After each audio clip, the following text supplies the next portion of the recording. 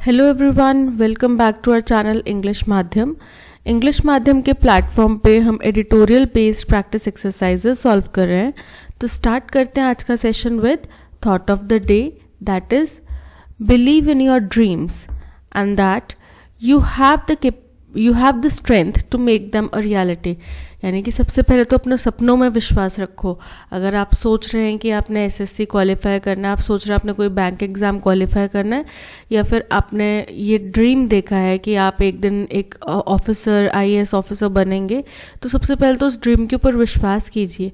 दूसरी चीज़, अपने ऊपर विश्वास कीजिए कि मेरे में इतनी काबिलियत है कि मैं इस ड्रीम को हकीकत बना सकूं। ठीक है, यानी कि सबसे पहले तो अपने गोल डिफाइन करो। ठीक है, उसके बाद खुद को प्रिपेयर करो उस गोल को अचीव करने के लिए। ओके, बिकॉज आपके अंदर वो स्ट्रेंथ है, वो कैपेबिलिटी है। अगर आपने कोई ड्रीम देखा है तो आप में डेफिनेटली वो क्षमता है कि आप उस ड्रीम को फुलफिल कर सकें। ओके, तो स्टार्ट करते हैं आज का सेशन। ठीक है, आज का जो टॉपिक है वो भी इसी तरीके के कुछ लोगों के बारे में बात करता है जिन्होंने अपने सपनों को अपनी मंजिल तक पहुंचाया और हार नहीं मानी डिस्पाइट ऑफ सेवरल फेलियर्स। कुछ लोगों के कई ज़्यादा फेलियर्स के बावजूद भी उन्होंने हार नहीं मानी। आज का पैसेज डेडिकेटेड है आईएएस 2022 एग्ज़ाम जो क्वालिफाई किया है महिलाओं ने, उनके ऊपर फिर से। तो for the second year in a row, the top 3 ranks of the Civil Services Examination 2022 conducted by the UPSC Union Public Service Commission have been secured by women। यानी कि ये लगातार दूसरी बार हुआ है कि टॉप 3 रैंक जो है, यानी कि first rank, second rank, third rank, top 3 ranks जो हैं यूपीएससी में सीएससी के लिए 2020 वो महिलाओं ने बैग किया है। ठीक है, यानी कि वो तीनों रैंक्स जो है फर्स्ट, सेकंड, थर्ड, ये पिछले साल भी महिलाओं के पास ही आए थे और इस साल भी महिलाओं के पास ही आए हैं। ठीक है, इन अ स्पेक्टेकुलर अचीवमेंट, ये बड़े ही एक दर्शनीय अचीवमेंट है। Results announced on Tuesday show that 12 women are in the top 20। जो रिजल्ट मंगलवार को अनाउंस किए गए उनमें ये पाया गया कि टॉप 20 में से 12 जो हैं वो महिलाएं ही हैं। ठीक है, द 26-year-old टॉपर इशिता किशोर, अब जो फर्स्ट टॉपर है इशिता किशोर, वो कितने साल की हैं? 26 year, who graduated from Delhi university Shri Ram college of commerce, जो कि दिल्ली यूनिवर्सिटी के Shri Ram college of commerce से ग्रेजुएट हुई हैं। ठीक है, and is a resident of greater Noida, और वो ग्रेटर नोएडा की रहने वाली हैं। Okay, reach the Pinnacle in her third attempt, यानी कि ये जो उनने अचीवमेंट हासिल करी है, ठीक है, ये जो आज जिस मुकाम पर पहुंची हैं, ये इनका थर्ड अटेम्प्ट है। यानी कि फर्स्ट नहीं, सेकंड नहीं, थर्ड अटेम्प्ट में ये इस मुकाम पे पहुंची हैं। Right, thanking her family for their support, और उन्होंने इस चीज़ के लिए अपने परिवार का शुक्रिया अदा करा। Miss Kishore said she read up on current affairs and practised writing, यानी कि उनने करंट अफेयर के ऊपर रीडअप मतलब जानकारी हासिल करी, एकत्रित करी। ठीक है, और practised writing at length, writing at length का मतलब होता है बड़े ही कॉम्प्रिहेंसिव वे में, यानी कि 3 घंटे के एग्जाम है तो डेली वो 3 घंटे के एग्जाम के तौर पर ही प्रिपरेशन कर रहे थे लिखने की। ठीक है, because the examination process can be draining, क्योंकि उनको पता था कि अगर मैं 3 घंटे रेगुलर प्रैक्टिस नहीं करूंगी लिखने की तो जो एग्जाम है वो मुझे 3 घंटे का देना है, और अगर मैं आधे घंटे में थक जाऊंगी तो मैं एग्जाम में फिर लिख नहीं पाऊंगी 3 घंटे का पेपर। राइट, तो वो कह रहे हैं कि मैंने उसकी रिगुलस प्रैक्टिस करी, मतलब पूरा कॉम्प्रिहेंसिव वे में, जिस तरीके से एग्जाम पूछा जाना है उसी तरीके से मैंने उसकी प्रैक्टिस करी आंसर राइटिंग की। The second rank holder Garima Lohia 24 from Buxar, अब ये जो सेकेंड रैंक जिन्होंने पाया है वो हैं गरिमा लोहिया, और जो कि 24 साल की है, और वो कहाँ की हैं? बक्सर की, and is also a Delhi university graduate, और ये भी दिल्ली यूनिवर्सिटी से ही ग्रेजुएशन इन्होंने कंप्लीट करी है। Cleared the examination in her second attempt, और इनका ये दूसरा अटेम्प्ट था। ठीक है, दूसरी बारी में पास किया है।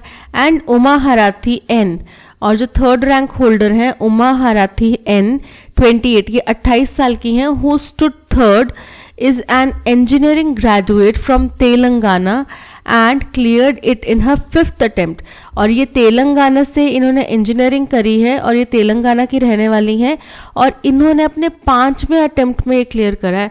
तो देखो मैं यही आपको चीज़ कहना चाह रही थी कि आप एक आधे फेलियर्स से निराश मत हुआ करो। देखो बच्चों ने कितना ज़्यादा स्ट्रगल, कितना ज़्यादा फेलियर्स के बाद में भी, क्योंकि एक फेलियर काफ़ी है किसी को डिमोटिवेट करने के लिए, राइट। और एक फेलियर के बाद में ही बच्चे कई बार अपना ड्रीम छोड़ देते हैं। अब अगर किसी व्यक्ति ने 5वें अटेम्प्ट में किया है तो उसने कितना ज़्यादा अपने ऊपर भरोसा रखा होगा कि एक के बाद एक मल्टीपल फेलियर्स के बाद में भी वो 5th अटेम्प्ट तक करते रहे प्रयास, ठीक है। और ऐसा नहीं कि जितना फोकसली वो फर्स्ट टाइम कर रहे होंगे उतना ही लास्ट टाइम नहीं कर रहे होंगे, ठीक है। मतलब उनने उससे डबल ट्रिपल फोकस लगाया होगा, right. Dedication, hard work double triple लगाया होगा, तब जाके 5th अटेम्प्ट में उनकी बात बन पाई होगी और पहले की गलतियों से सीखा, right. The young women's reflections on success and failure.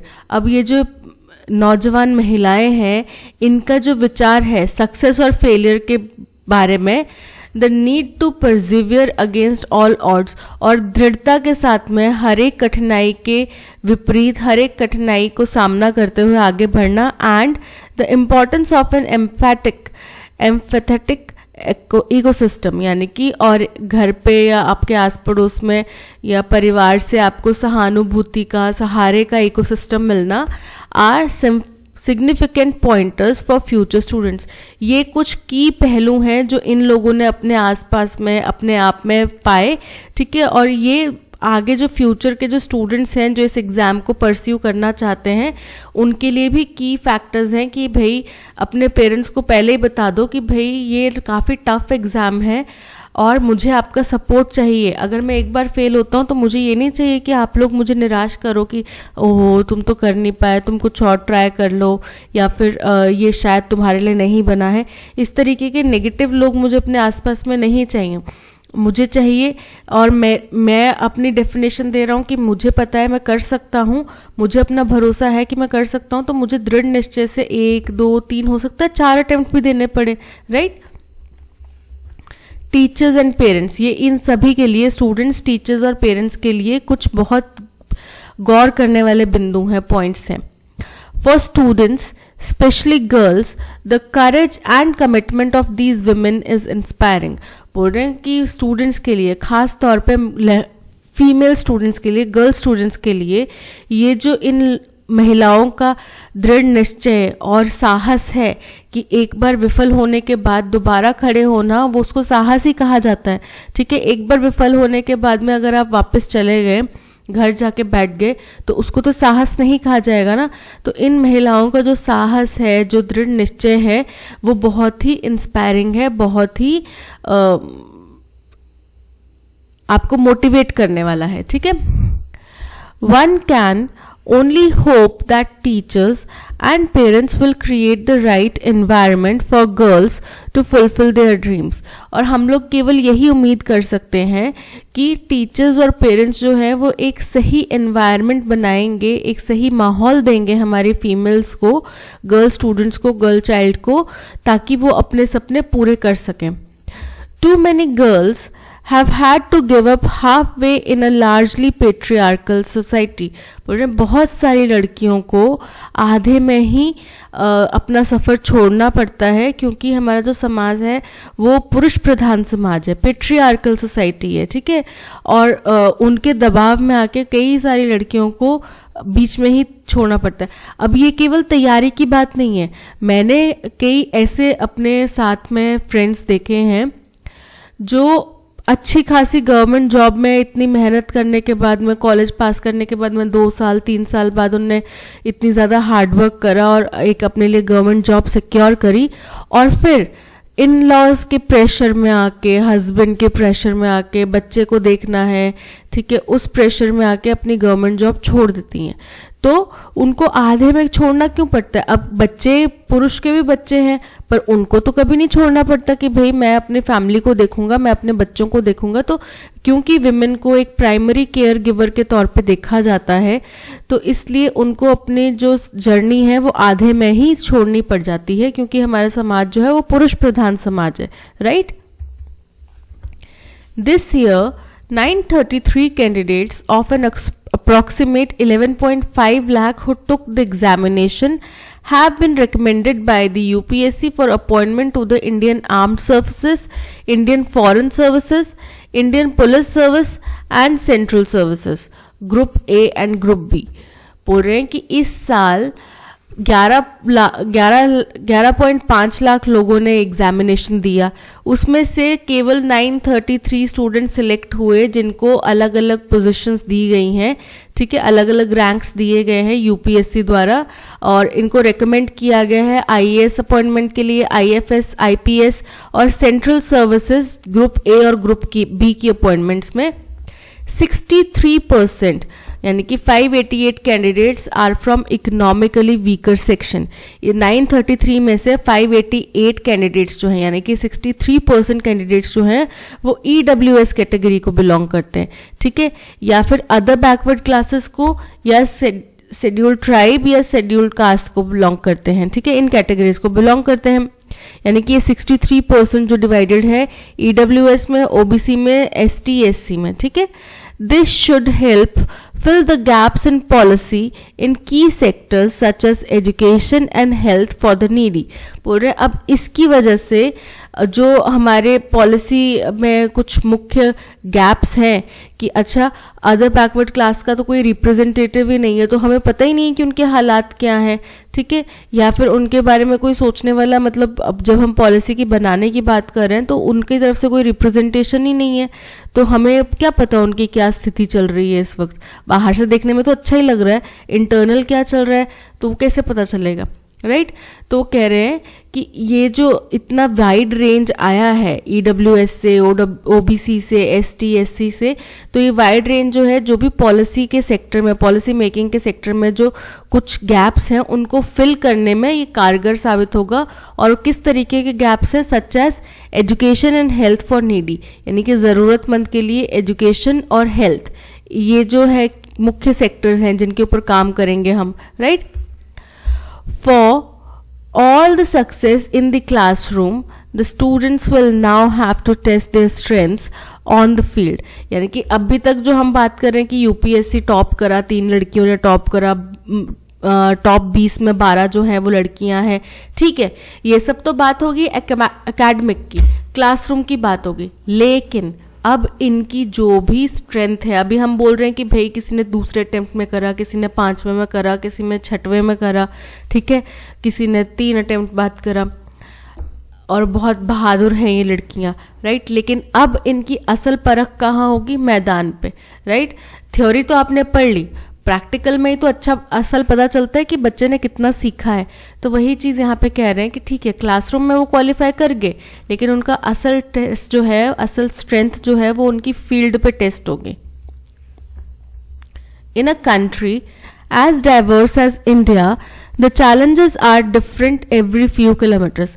अब जो हमारा भारत देश है वो इतना ज़्यादा विविधता वाला देश है कि हर 10 किलोमीटर पे एक नया चैलेंज होता है। यानी कि 10 सपोज करो कि मैं जिस पॉइंट पे यहाँ पे खड़ी हूँ, यहाँ पे समस्या है कि लोगों के पास में लोग अनएम्प्लॉयड हैं, ठीक है, यहाँ पे अनएम्प्लॉयमेंट की समस्या है। फिर हम अगले यहाँ से स्टार्ट करके 10 किलोमीटर आगे बढ़ते हैं तो यहाँ पे समस्या है जो बच्चे हैं वो ज़्यादा पढ़े लिखे नहीं हैं या कॉलेजेस नहीं हैं अच्छे आसपास में कि बच्चों को पढ़ाई नहीं होती, तो यहाँ पे अनएजुकेटेड फोर्स जो है वो ज़्यादा है, यानी कि स्किल्ड वर्कफोर्स कम है, ओके, यानी कि यहाँ पे स्किल डेवलपमेंट की कमी है। फिर अगले 10 किलोमीटर चले गए तो हो सकता है वहाँ पे पानी की कमी हो, पानी की समस्या हो या पानी साफ नहीं आता, ठीक है। तो हर 10 किलोमीटर पे नया चैलेंज देखने को मिलता है। तो they may have to content with hate, violence, prejudice, discrimination and other adverse circumstances.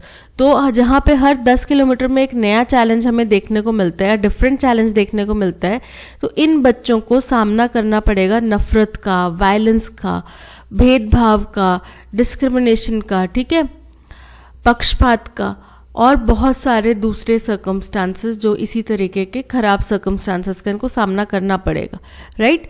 The trail blazers in the IAS, यानी कि ये जो विसल ब्लोअर्स हैं इस एग्जामिनेशन में, जिसमें ज़्यादातर क्या है, महिलाएं हैं, हैड देयर फर्स्ट पोस्टिंग्स, इनकी फर्स्ट पोस्टिंग कहाँ होती है, जो नियम है उसके अनुसार या तो रूरल एरिया में होगी या सेमी अर्बन एरियाज में होगी, right, and as in the norms, जो कि नियमों के अनुसार इन रूरल और सेमी अर्बन एरियाज, यानी कि ये जो अब लोग क्वालिफाई कर कर आए हैं, अब इनकी जो पोस्टिंग्स होंगी वो या नियम अनुसार रूरल एरिया में या सेमी अर्बन एरिया में होंगी, ठीक है। And by keeping their ear to ground मतलब सतर्कता बनाए रखना। अब आप देखा है ना, कोई जासूस होते हैं वो दीवार पे कान लगा के सुनने की कोशिश करते हैं, वो क्यों लगाते हैं, ताकि वो सतर्क हो सके अगर कोई उनके अगेंस्ट में प्लानिंग या अगला कदम क्या बनाना है उसके लिए। तो अब दीवार पे कान लगा के कोई सतर्क होने के लिए खड़ा होएगा ना, या ज्ञान जानने के लिए, इंफॉर्मेशन जानने के लिए खड़ा होएगा। वही चीज यहाँ पे कह रहे हैं। तो ये लोग अपने आप को सतर्क रख के ground picked the issues they would campaign for, like the right to education for children. तो अब इनको बिल्कुल सतर्क होकर अपना इशू चुनना पड़ेगा जिसके ऊपर ये अपना कार्य प्रारंभ करेंगे, ठीक है। अब जैसे कि एग्जाम्पल दिया गया कि right to education for children, यानी कि बच्चों को पढ़ाई का अधिकार, इस कैंपेन से अगर कोई जुड़ा है व्यक्ति तो उसको पूरी ग्राउंड रियलिटी पता होनी चाहिए, जिस जगह पे वो पोस्टेड है या पोस्ट किया जा रहा है वहाँ पे क्या सच्चाई है right to education for children की, वहाँ पे कितने स्कूल्स हैं, कितने बच्चे हैं, कितने बच्चे स्कूल्स में जाते हैं, कितने बच्चे केवल खाना खाने तक जाते हैं उसके बाद घर आ जाते हैं, कितने बच्चे जो हैं वो फुल टाइम जा रहे हैं और उसको पढ़ भी रहे हैं अच्छे से, ठीक है। तो ये सब चीज़ें उनको बहुत सतर्कता से देखनी पड़ेंगी, समझनी पड़ेंगे। As women civil servants forming the steel framework of the administrative system, अब महिलाएं जो सिविल सर्वेंट्स हैं, ठीक है, ये बहुत ही एक मजबूत ढांचा तैयार करते हैं एडमिनिस्ट्रेटिव सिस्टम के लिए। They may have to work under pressure, पर उनको प्रेशर में भी काम करना पड़ सकता है, यानी कि स्थिति बहुत ही विषम हो तब भी उनको काम करना पड़ सकता है। But their service will be vital for the wellbeing of a young India, लेकिन उनकी जो सर्विसेज हैं, उनका जो कार्य है, जो भी वो सेवाएं देंगे वो बहुत ही ज़्यादा महत्वपूर्ण होंगी हमारे युवा भारत के लिए, specially women who often find themselves on the margin, खास तौर पे उन महिलाओं के लिए जो अपने आप को इंक्लूडेड नहीं महसूस कर पाती, यानी कि वो एक समाज का हिस्सा तो हैं बट उस समाज में भी वो एक बड़ा स्पेशल हिस्सा है, ठीक है। तो अब महिलाएं हमारे समाज का हिस्सा हैं बट उनकी कुछ स्पेशल नीड्स हैं, उनकी कुछ स्पेशल ज़रूरतें हैं, उनको कुछ स्पेशल लॉज चाहिए, ठीक है, रूल्स चाहिए ताकि उनको बचाया जा सके, प्रोटेक्ट किया जा सके, राइट। तो ऐसे समाज में जो ये आईएएस अधिकारी है, आईपीएस अधिकारी हैं, मतलब जो यूपीएससी एग्जाम क्वालिफाई कर आई हैं महिलाएं, ये उन दूसरी महिलाओं के लिए जो मार्जिनलाइज्ड हैं उनके लिए एक बहुत ही ज़्यादा प्रेरणा का स्रोत है और बहुत ही ज़्यादा ज़रूरी है उनकी सर्विसेज, ठीक है। तो ये था सारा का सारा पैसेज। आई होप आपको पैसेज क्लियर हो गया होगा बिल्कुल, ठीक है। स्टार्ट करते हैं फर्स्ट क्वेश्चन से। What does the passage imply about the general societal expectations and the challenges that women face? यानी कि जो सोसाइटी की उम्मीद है महिलाओं से और जो चैलेंजेस महिलाएं फेस करती हैं उनके बारे में इस पैसेज से हमें क्या पता चलता है, particularly those who aim to succeed in civil services examination, खास तौर पे उन महिलाओं के बारे में जो कि सिविल सर्विसेज एग्जामिनेशन को परस्यू करना चाहती हैं, क्वालिफाई करना चाहती हैं, ठीक है। चलिए देखते हैं। The society expects women to achieve top ranks in civil service examination regularly, कि हमारा समाज जो है वो महिलाओं से ये उम्मीद करता है कि वो लगातार टॉप रैंक रहे। यानी कि अभी तो हमने देखा कि लगातार 2 साल आए, यानी कि जब से सिविल सर्विसेज का एग्जामिनेशन इंडिया में आया है तब से लेके अब तक और आगे तक भी केवल महिलाएं ही टॉप रैंक करें, तो ये तो समाज उम्मीद नहीं करता, right. Women who pursue the civil services examination face societal obstacles, उनको सामाजिक जो रोड़े हैं रास्ते के वो फेस करने पड़ते हैं, which may necessitate stronger support systems and greater personal perseverance, बोल जिसकी वजह से जो कि इन महिलाओं में बहुत ज़रूरी बना देता है इस चीज़ को कि उनका जो सपोर्ट सिस्टम है, आसपास के जो लोग हैं वो बहुत ज़्यादा सपोर्टिव हो और इनका जो खुद का दृढ़ निश्चय है वो बहुत ज़्यादा स्ट्रांग हो, जो कि बिल्कुल सही है। ठीक है। The societal expectation for women is to make multiple attempts at civil services examination before achieving success. बोल रहे हैं कि समाज ये उम्मीद करता है कि महिलाएं सिविल सर्विसेज एग्ज़ाम क्वालिफाई करने से पहले, सक्सेसफुल होने से पहले बहुत सारे अटेम्प्ट्स दें। भाई अगर कोई महिलाएं इतनी दृढ़ निश्चय के साथ में इतने अच्छे से पढ़ चुकी है कि वो फर्स्ट अटेम्प्ट में ही क्वालिफाई कर जाए, तो क्या समाज ये चाहेगा कि नहीं अब तुम एग्ज़ाम छोड़ो, अब सेकेंड अटेम्प्ट में देना या थर्ड अटेम्प्ट में देना? ऐसा नहीं है। ठीक है। So option C is incorrect. Women are largely expected to give up halfway through the civil services examination due to societal pressures. बोल रहे हैं कि महिलाओं से उम्मीद की जाती है कि वो आधी तैयारी छोड़ दें, आधे में तैयारी छोड़ दें क्योंकि समाज उनके ऊपर ये दबाव बनाता है। तो ये भी गलत है। So option B is correct. Based on the details in the passage, what can be inferred about the strategies and attributes that contribute to the success of the women who secured top ranks in the Civil Services Examination 2022?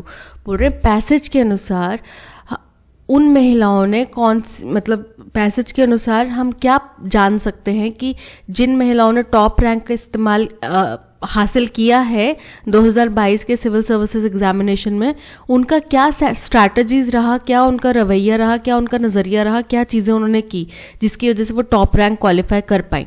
ठीक है। चलिए देखते हैं। हमने देखा कि उनका दृढ़ निश्चय था। ठीक है। उनका सपोर्ट सिस्टम बहुत अच्छा था, राइट। फैमिली का इमोशनल सपोर्ट उनको मिलता रहा। तो ये कुछ चीज़ें थी।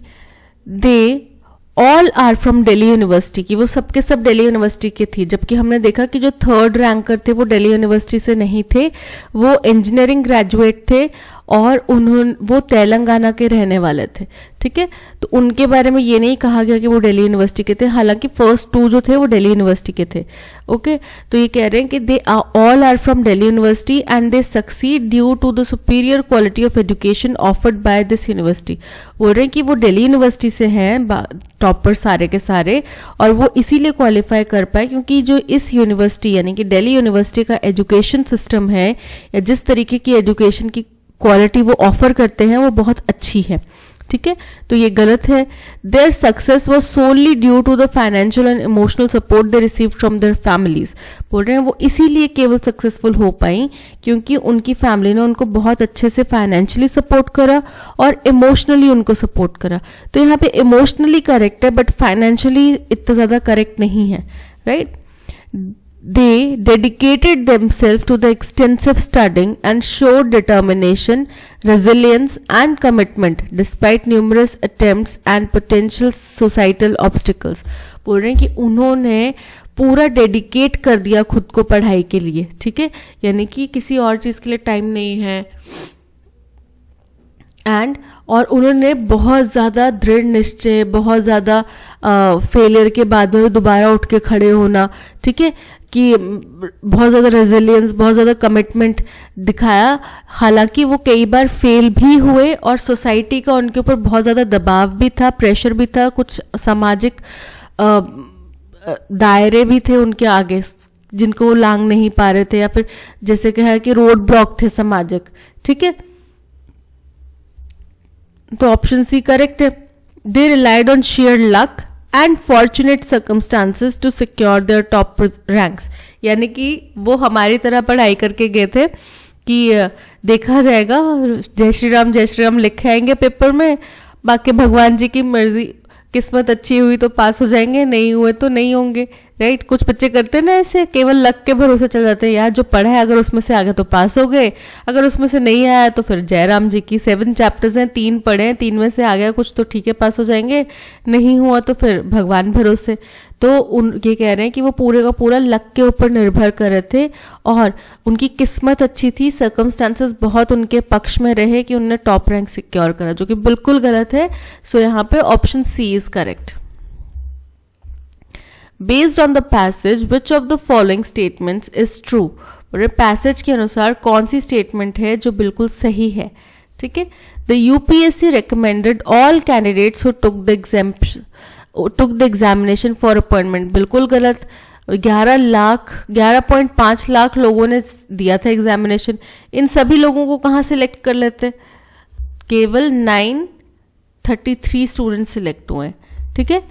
The economically weaker sections, other backward classes, scheduled tribes, scheduled caste categories made up less than half of the recommended candidates, ये भी गलत है। 66% कहा है, 66 या 63%, तो हाफ से तो डायरेक्टली ज़्यादा, अगर 60 भी है तो हाफ से बहुत ज़्यादा है, 10% ज़्यादा ही है, okay. The IAS trail blazers, many of them women, often choose their campaign issues by being closely connected to the rural semi-urban areas they were first posted in।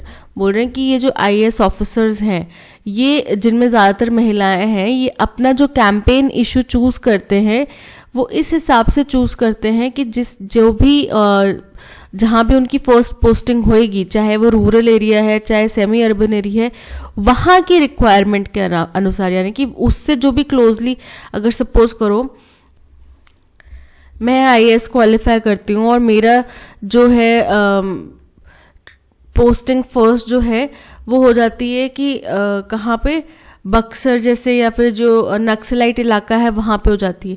तो मुझे पता है कि वहाँ की स्थिति ये है कि वहाँ के जो लोकल लोग हैं वो ना तो अब नक्सलाइट्स के साथ में एसोसिएटेड रहना चाहते हैं, ना वो सरकार के साथ में एसोसिएटेड रहना चाहते हैं। उनके अंदर एक ट्रस्ट इशू बिल्डअप हो चुका है कि सरकार भी हमारे लिए कुछ नहीं कर रही, नक्सलाइट्स भी हमारे लिए कुछ नहीं कर रहे, ठीक है। और वहाँ के स्टूडेंट्स जो हैं वो ज़्यादा पढ़ने लिख नहीं पा रहे, ठीक है। तो मैं अपना जो भी कैंपेन है वो इन्हीं चीज़ों, इन्हीं जो कुछ बिंदु मैंने आपको बताया, इन्हीं में से कुछ एक बिंदु उठा के उसको अच्छे से रिजॉल्व करने की कोशिश करूँगी, राइट। तो वही कह रहे हैं कि ये लोग अपना जो भी कैंपेन चूज़ करते हैं, जिस इलाके में इनकी फर्स्ट पोस्टिंग होती है उससे एकदम क्लोजली जो एसोसिएटेड हो, उसकी परेशानियों से जो जुड़ता मिलता जुलता हो, वो चूज़ करते हैं, जो कि बिल्कुल सही है।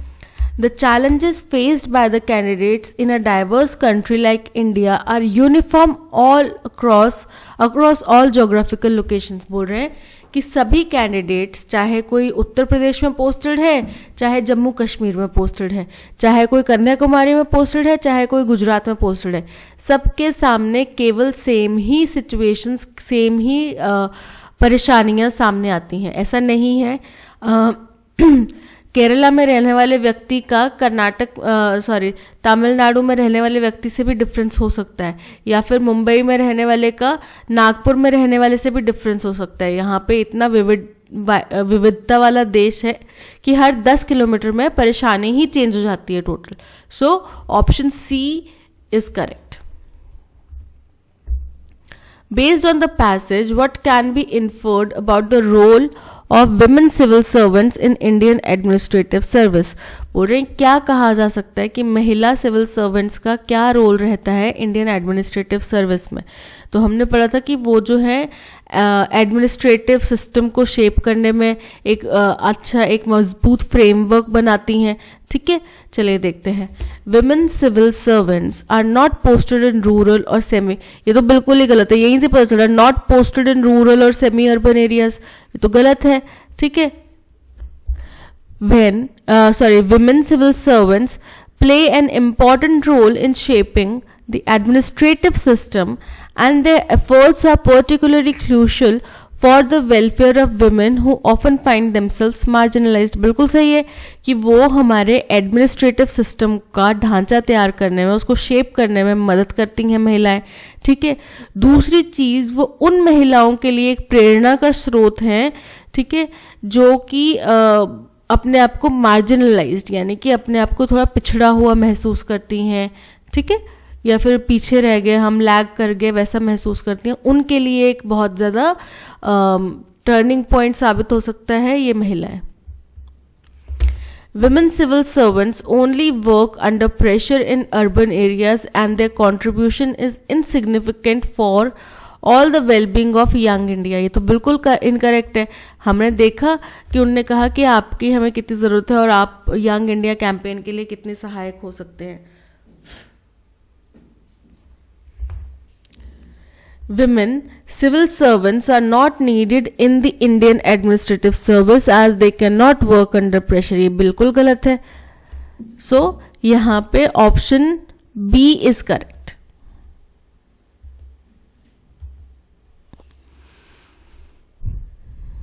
The troublemakers took to their heels when they saw the police coming। इसका मतलब होता है took to their heels, मतलब हम बोलते हैं ना एड़ी दबा के चले जाना, चुपके चुपके चले जाना, या फिर वो एड़ी दबाते ही चला गया या एड़ियां दनाते हुए चला गया, यानी कि भागते हुए चला गया। ओके, सो हिड देमसेल्व्स, अपने आप को छुपा लिया। रैन अवे यानी कि भाग गया। फेस देम बोल्डली यानी कि उनका बड़ी ही हिम्मत से, दृढ़ता से सामना किया। या फिर प्रिपेयर टू फाइट, लड़ने के लिए एकदम आतुर है। So took to their heels का मतलब होता है ran away. Option B is correct. Select the correct homonym from the given options to fill in the blank। I saw a dash in the sky। अब आसमान में क्या होता है? प्लेन, ये है हवाई जहाज वाला प्लेन, ठीक है।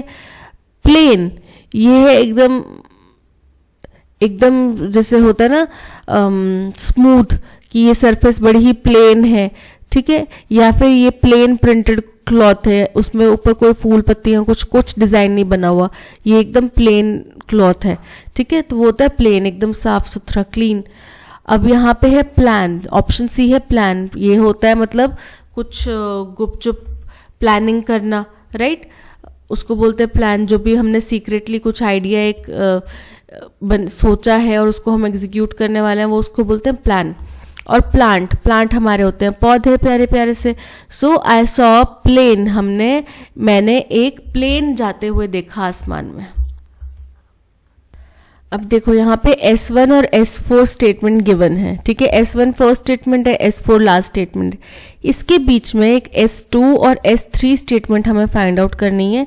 4 स्टेटमेंट्स गिवन है, P, Q, R और S, ठीक है। पहला देखते हैं S1 क्योंकि फर्स्ट है तो उसी से हमें क्लैरिटी होगी कि आगे क्या आएगा। A father wanted to inculcate a sense of responsibility in his careless son। एक व्यक्ति हैं जो एक बेटे के पिता हैं, वो अपने केयरलेस यानी कि बड़े ही बेपरवाह रहने वाले बेटे के दिमाग में कुछ रिस्पॉन्सिबिलिटी यानी कि जिम्मेदारियों की समझ डालना चाहते थे, ठीक है। उनको जिम्मेदारियों का एहसास करवाना चाहते हैं। All right, he resolved to change his behavior and soon the nails started coming out till there were none left। उसने अपना बिहेवियर चेंज करने के लिए सोचा, ठीक है, दृढ़ निश्चय किया, और उसके बाद में एक एक जो कील है वो बाहर आने लग पड़ी, तब तक जब तक कि एक भी कील नहीं रह गई उसमें, ठीक है। अब देखते हैं आगे क्या बोल रहे हैं। So he told his son that for every careless act of his he would hammer a nail into a wooden plier in their house, and for every positive act he would pull out one nail, right। ये वही nail वाला ही concept आ गया कि तो उनने क्या किया, उनने अपने बेटे को कहा कि जो भी तुम केयरलेस मिस्टेक करोगे, ठीक है, जहां भी तुम केयरलेस एक्ट करोगे, तो मैं एक वुडन प्लायर वो लेकर आया, कहा कि मैं इसके अंदर एक कील ठोक दूंगा, और जब आप कोई अच्छी चीज करेंगे तो मैं इसमें से एक कील निकाल दूंगा। All right, for many of the home buyers, अब ये होम बायर्स का कंसेप्ट आ गया है, ठीक है। Home buyers across locations the delay has extended to almost 6 years और months। अब देखो ये जो क्यू स्टेटमेंट है ये तो घर के खरीदने या बेचने से रिलेटेड है, राइट। तो ये तो हमारे इस जो S1 और S4 वाला टेक्स्ट है इसके साथ में कोई मेल नहीं खाता, राइट। तो P तो मेल खा रहा है, ओके। तो P हमारा S2 हो जाएगा कि वो अपने बेटे के अंदर रिस्पॉन्सिबिलिटी का एहसास जगाना चाहते थे। तो उन्होंने उससे कहा कि तुम जो भी कोई केयरलेस चीज़ करोगे मैं उसके लिए एक वुडन प्लैंक लेकर आए कि मैं इसमें एक कील लगा दूंगा और जब तुम कुछ अच्छा काम करोगे तो मैं इसमें से एक कील निकाल दूंगा। ओके, नेक्स्ट चलते हैं। In the absence of a regulator with no rules in place the builder buyer battle appeared one sided. यानी कि किसी भी रेगुलेटर के एब्सेंस में, जहाँ पे कोई भी नियम जो है वो सही से नहीं काम कर रहे, जो ये बिल्डर बायर के बीच में केस चल रहा है, लड़ाई चल रही है, ये पूरी तरीके से एक तरफा होती दिख रही है। Okay, the boy saw that the pillar was getting crowded with nails and realized his mistake। बोल रहे हैं कि उस लड़के ने देखा कि वो जो लकड़ी का तख्ता था या फट्टा था वो जो है वो नेल से भरा जा रहा है। फिर उसको अपनी गलती का एहसास हुआ।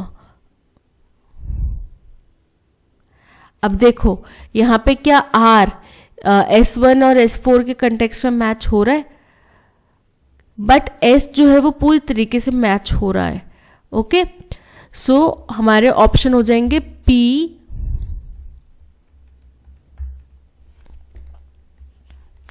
And S। Alright, so P and S माने कि हमारा option A is correct. Question number 8, इसमें आपको अलग अलग एक सेंटेंस को अलग अलग पार्ट्स में डिवाइड किया है। जहां पे भी मिस्टेक हो वहां पे आपको फाइंड आउट करना है। Okay, fortunately he passed the exams with dint of sheer hard work and diligence। बोल रहे खुशकिस्मती से उसने एग्जाम पास कर लिया with dint of। अब जब dint of बात करते हैं तो with नहीं आता, by dint of होता है, जिसका मतलब होता है के सहारे। यानी कि हार्ड वर्क, केवल बहुत ज्यादा अथक हार्ड वर्क और डिलीजेंस के सहारे उसने ये एग्जाम पास कर लिया खुशकिस्मती से। ठीक है, तो ऑप्शन बी में एरर है, विद की जगह बाय डेंट ऑफ आएगा। Okay, all human beings must learn to live in dash with nature. अब हम सबको नेचर के साथ में कैसे रहना चाहिए, मिलजुल कर रहना चाहिए, है ना। तो काइंडनेस के साथ में रहना चाहिए, यानी कि दया भाव के साथ में, प्लेजर के साथ में, खुशी खुशी या फिर एंजॉय करके, एडमिरेशन, नेचर को एडमायर करते हुए, नेचर की रिस्पेक्ट करते हुए, नेचर के साथ हार्मनी में, यानी कि सिंक में, मिलजुल कर, सौहार्द, शांति और सौहार्द के साथ। So option D harmony is correct. बाकी सारे भी पॉजिटिव स्टेटमेंट, पॉजिटिव वर्ड्स ही हैं, ठीक है, बट इस स्टेटमेंट के साथ में सबसे ज्यादा मेल खाता है हार्मनी, क्योंकि हमें उसके साथ में मिलजुल कर रहना चाहिए। Okay, After a long and fun-filled day, the children slept themselves peacefully। अब बहुत ही लंबे और थका देने वाले मतलब बच्चों ने बहुत एंजॉय किया। फिर उसके बाद क्या हुआ, थक के सो गए, या उन्हें थक के खुद को सुला लिया। खुद को नहीं सुलाया ना, तो यहाँ पे themselves देखो, यूज slept themselves peacefully, यानी कि उनने खुद को शांति से सुला लिया। तो शांति से खुद को नहीं सुलाया, they slept peacefully। ठीक है, द चिल्ड्रन स्लेप्ट पीसफुली। यहाँ पे themselves का यूज सुपरफ्लो से, जरूरत नहीं है इसकी। So option B is correct. Incorrectly spelled word हमें ढूंढना है, मिडिवल। मिडिवल मतलब पूर्णकालीन, प्राचीन काल। ठीक है, मेजर। अब मेजर एक तो आपका नापने का तरीका भी होता है कि इसकी मेजरमेंट कितनी है। ठीक है, यहाँ से यहाँ तक का डिस्टेंस का मेजर है 10 किलोमीटर। ठीक है, ए पॉइंट और बी पॉइंट के बीच का डिस्टेंस 10 किलोमीटर, ये मेजर है। दूसरा मेजर होता है प्रयास। ठीक है, कि क्या क्या प्रयास हमें करना चाहिए, हमें क्या मेजर्स लेने चाहिए इस घटना को रोकने के लिए या इस परिस्थिति को रोकने के लिए, यानी कि क्या क्या हमें प्रयास करने चाहिए इस परिस्थिति को रोकने के लिए। मैगजीन देखो, आप जो पढ़ते हैं, मैगजीन्स आती हैं, न्यूज आर्टिकल्स आते हैं, मैगजीन्स आती हैं, वो मैगजीन। ठीक है, मैकेनिक। अब मैकेनिक की स्पेलिंग देखो, मैकेनिक क्या होता है, वो व्यक्ति जो कार, जो कुछ भी मोटर या इलेक्ट्रिकल या मैकेनिकल चीजें ठीक करता हो। राइट, वैसे तो मैकेनिकल चीजें ठीक करता है उसको मैकेनिक बोलते हैं, लेकिन हम लोग कोई बिजली की चीज ठीक करता हो हिंदुस्तान में आम भाषा में उसको मैकेनिक ही बोल देते हैं। राइट, इलेक्ट्रिशियन नहीं बोल के कि मैकेनिक के पास ले गए थे प्रेस ठीक करवाने। Right.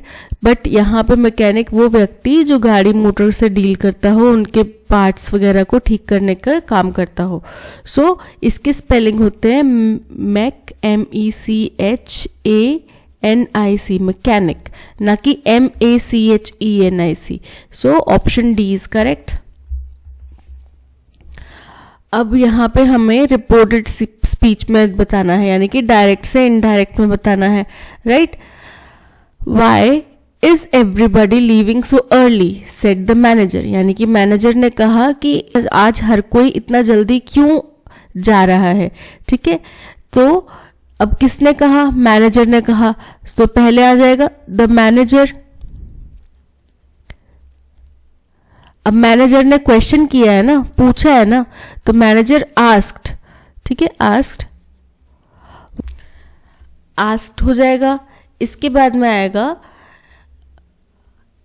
Asked why everybody was leaving, everybody was leaving, यानी कि एवरीबडी के बाद में इज का क्या बन जाएगा? वॉज, ठीक है।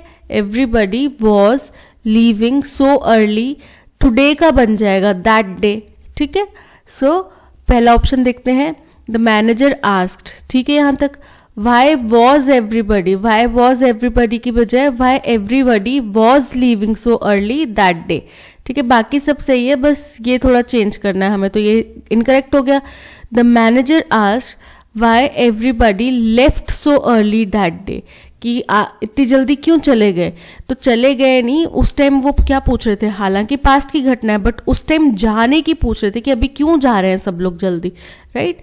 सो the manager asked why everybody was leaving so early that day. Option C is correct. It is known, active passive में चेंज करना है। It is known by everyone that the tournament will be won by us. अब known bye, known मतलब ये हो गया जानकारी, ये हमारा हो गया वर्ब, किसके द्वारा? बाय एवरीवन, सब्जेक्ट आ गया। सो एवरीवन नोज दैट, अब क्या जानकारी चाहिए कि टूर्नामेंट जो है वो हमारे द्वारा ही जीता जाएगा, ठीक है।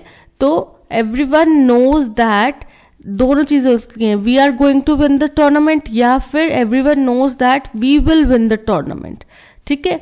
तो it is known to everyone, ये तो वही रिपोर्टेड स्पीच में ही आ गया, तो इसको तो हटा दो। हमें चाहिए एवरीवन पहले आएगा, सब्जेक्ट हमारा पहले आएगा, ठीक है।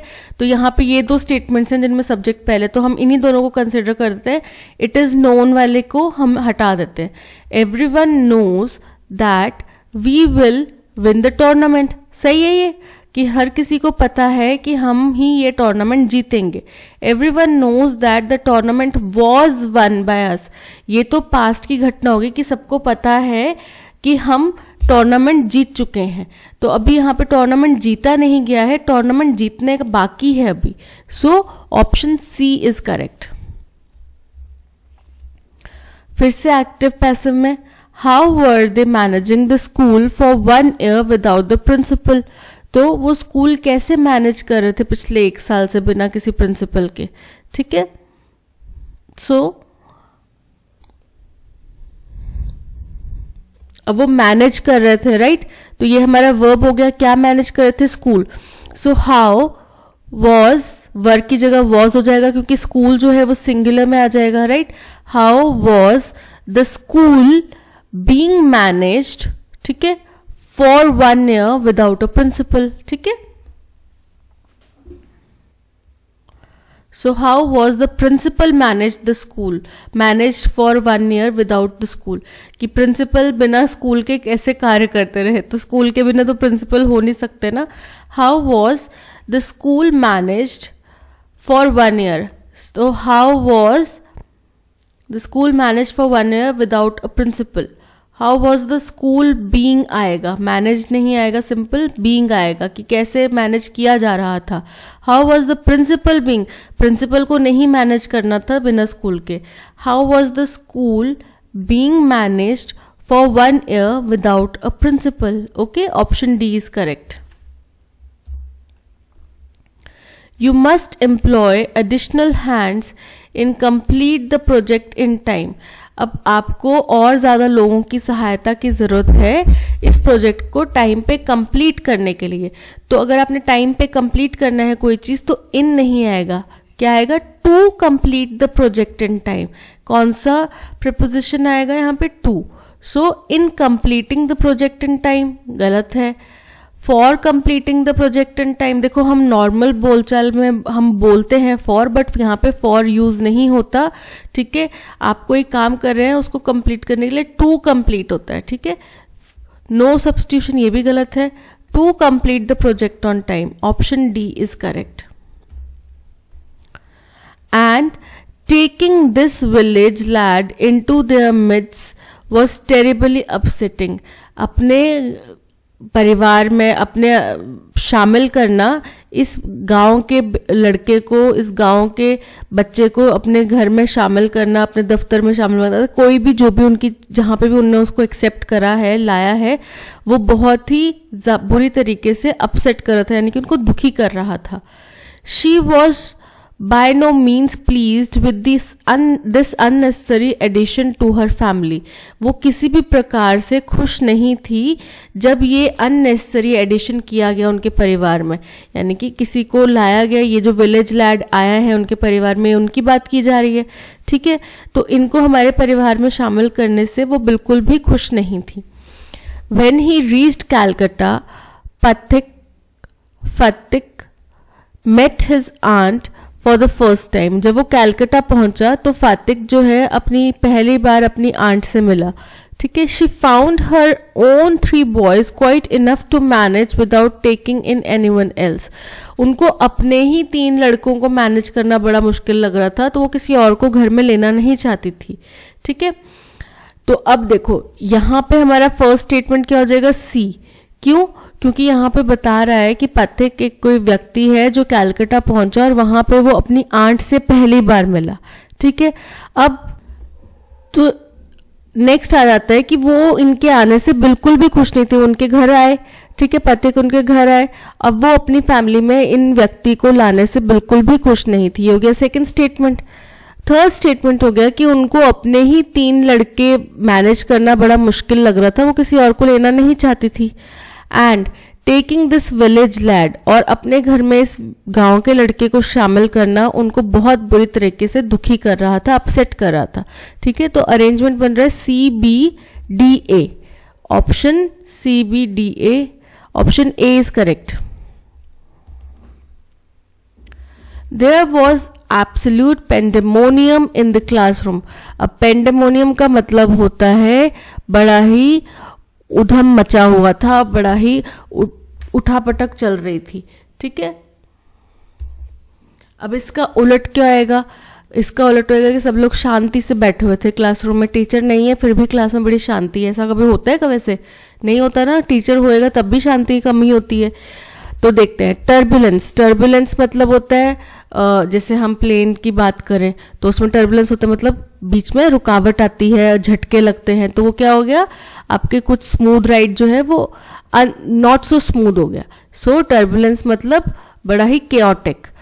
हार्मनी, हार्मनी हमने पहले भी पढ़ा था, शांतिपूर्वक सौहार्द के साथ में।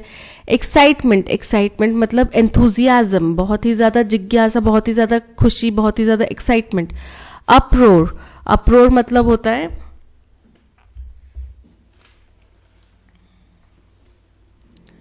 एक्साइटमेंट का ही एक दूसरा पार्ट है कोलाहल। ठीक है, तो यहां पे option B harmony is correct, जो कि ऑपोजिट है केओस का। If your actions are dash what you say no one is going to believe you.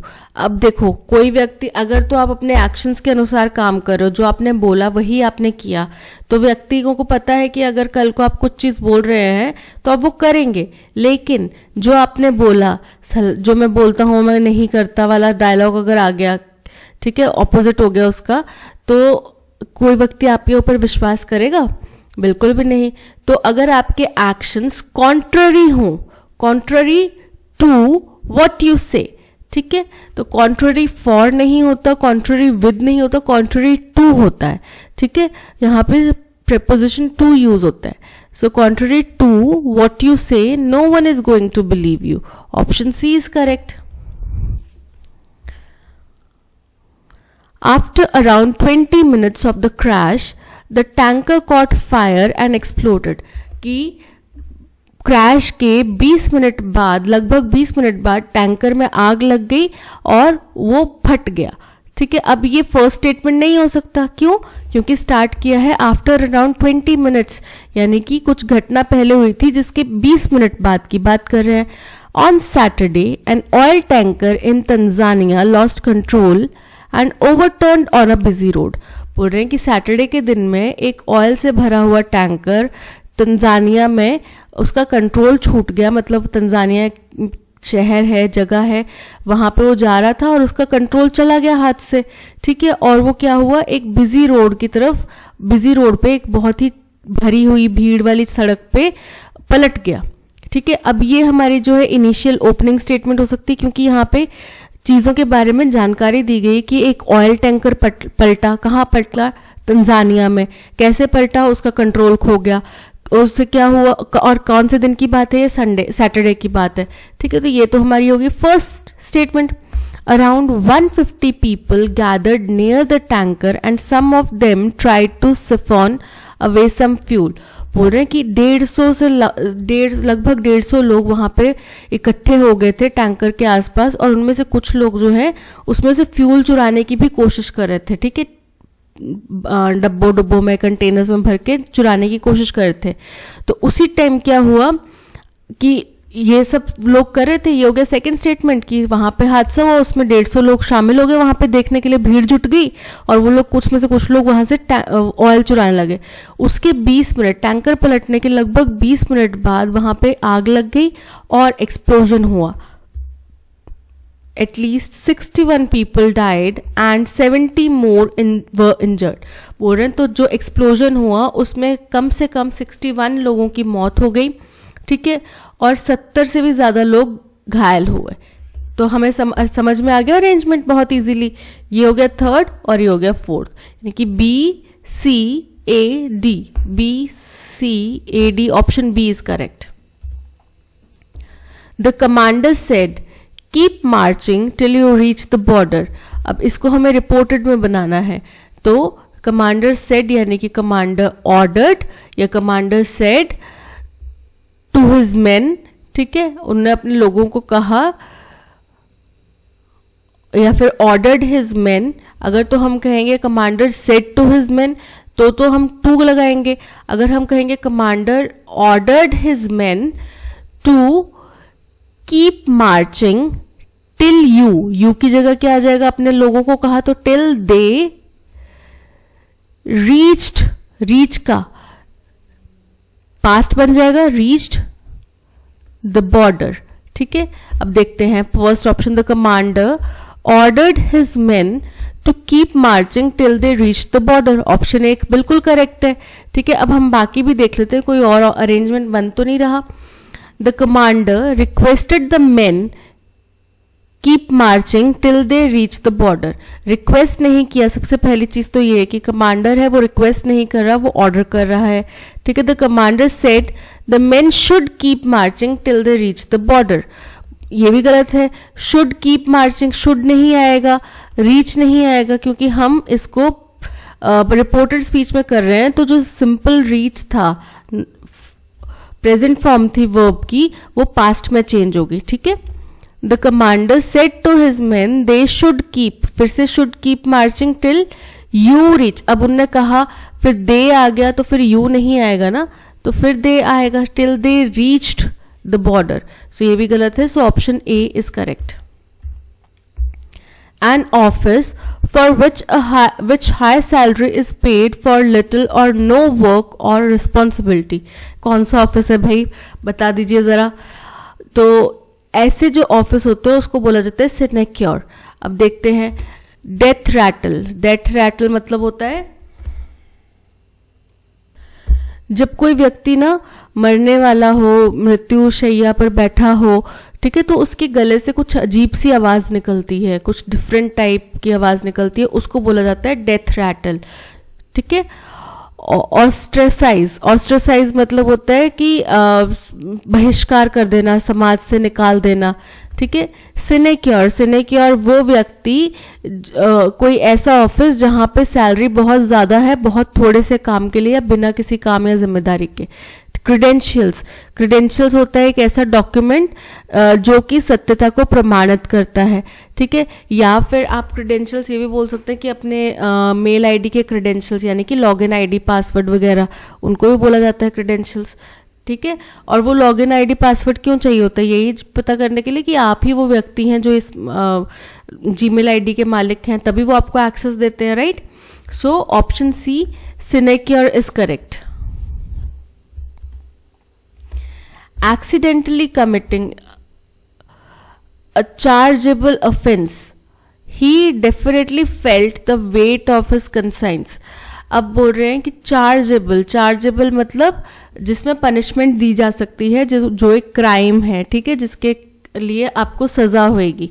तो उसने गलती से एक चार्जेबल ऑफेंस कर दिया, लेकिन क्या था, उसको अपने उसका वेट लग रहा था, बोलते ना सही गलत की पहचान होती है व्यक्ति को, उसका मन भारी हो रहा है कि यार मैंने कुछ गलत कर दिया, तो वो होता है कंसाइंस, ठीक है। आपकी जो अंतरात्मा का भार जो है, अंतरात्मा जो है आपको बार बार कचोट रही थी।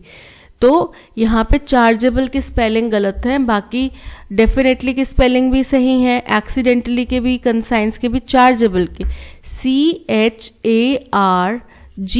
Charge able, chargeable, okay, so option D is correct। The professor provided ample मतलब भरपूर मात्रा में, ठीक है, sufficient amount में। अब इसका हमने synonym बताना है। insufficient मतलब ना काफी, meager मतलब बहुत थोड़ा, abundant मतलब भरपूर मात्रा में, scarce मतलब किसी चीज की कमी, limited amount में। so option C abundant is correct। In order to generate enough revenue, they need to sell quickly before the market shifted। यानी कि मार्केट का जो रुझान है वो बदल जाए, उससे पहले ही उनको बहुत तेजी से चीजें बेचनी होंगी, अगर उनको अच्छा खासा रेवेन्यू, अच्छा खासा पैसा कमाना है तो, ठीक है। तो यहाँ पे इडियम्स दिए हुए, पहला दिया है सेल लाइक हॉट केक्स, यानी कि बहुत जल्दी बेच देना। अब देखो, गर्मा गर्म कोई चीज होती है, गर्मा गर्म गुलाब जामुन होता है, वो जल्दी बिकेंगे या ठंडे गुलाब जामुन जल्दी बिकेंगे। अगर कोई व्यक्ति बर्गर की दुकान खोल के बैठा है तो आप डेफिनेटली गर्मा गर्म बर्गर लेना चाहेंगे।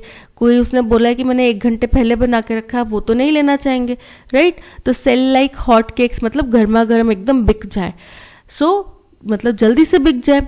Be in the same boat, इसका मतलब होता है कि कोई ऐसी परेशानी या परिस्थिति में आप फंस गए हैं जो किसी और व्यक्ति की भी सेम है, यानी कि जब बोलते हैं ना कि वो और उसकी बहन दोनों ही अब सेम बोट में सफर कर रहे हैं, मतलब कि दोनों की सेम ही परेशानी चल रही है। Be at their wits end, यानी कि अपनी समझदारी सूझबूझ के अंत में पहुंच गए हैं, मतलब कि आप बहुत ही ज़्यादा फ्रस्ट्रेटेड, एकदम एक्सट्रीम फ्रस्ट्रेशन या कन्फ्यूजन में है। देखो, व्यक्ति बहुत ज़्यादा एक्सट्रीम कन्फ्यूजन और फ्रस्ट्रेशन में कब होता है, जब उसकी सूझबूझ काम नहीं कर रही होती है ना, जब आपको कुछ समझ में नहीं आ रहा आगे का रास्ता, तब आप क्या होंगे, फ्रस्ट्रेट होंगे, ठीक है। आपके कुछ कार्य पूरा नहीं हो पा रहा तो आप फ्रस्ट्रेट होंगे। So be at the wits का मतलब होता है to be in a situation where you are feeling extremely frustrated और confusion. Be full of beans, यानी कि एक्साइटमेंट से भरा हुआ, एनर्जी से भरा हुआ, ठीक है। So option A sell like hot cakes is correct. Due to the movie tourist started coming to the beach there, बोल रहे मूवी की वजह से वहां पे और बहुत ज्यादा टूरिस्ट आने लग पड़े, ठीक है। Maya Bay in Thailand was in media in 1999 when Hollywood arrived there to film the beach। मतलब माया बे एक जगह है थाईलैंड में, वो सुर्खियों में था, मीडिया में था 1999 के दौरान, जब हॉलीवुड वहां पे एक फिल्म द बीच फिल्म बनाने आया, ठीक है। One of the films actors was Leonardo DiCaprio. उस फिल्म के द बीच फिल्म के एक एक्टर्स कौन थे? Leonardo DiCaprio. ऑब्वियसली उनको देखने कौन नहीं जाना चाहेगा। As many as 4,000 visitors would arrive on boats every day। बोलते कि नहीं करते भी 4,000 के लगभग जो विजिटर्स थे, टूरिस्ट थे, वो रोज बोट से आते थे वहां पे। ठीक है, अब ये क्या हुआ? पहला ओपनिंग स्टेटमेंट हो गया हमारा बी, क्योंकि यहाँ पे एक माया बे बीच का नाम का जिक्र करा जो कि थाईलैंड में है, जो सुर्खियों में था 1999 के दौरान में। क्यों? क्योंकि वहां पे एक हॉलीवुड फिल्म शूट की जा रही थी जिसका नाम था द बीच। ओके, अब इस मूवी की वजह से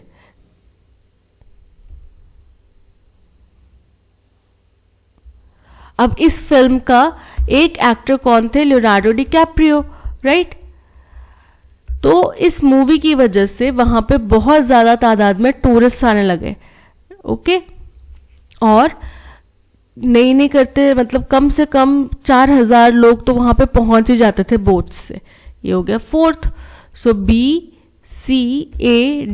बी से ऑप्शन एक ही ऑप्शन स्टार्ट हो रहा है, BCAD option A is correct. तो आज के सेशन में इतना ही। इस सेशन की PDF और ऑडियो एक्सप्लेनेशन आपको टेलीग्राम चैनल पे मिल जाएगी।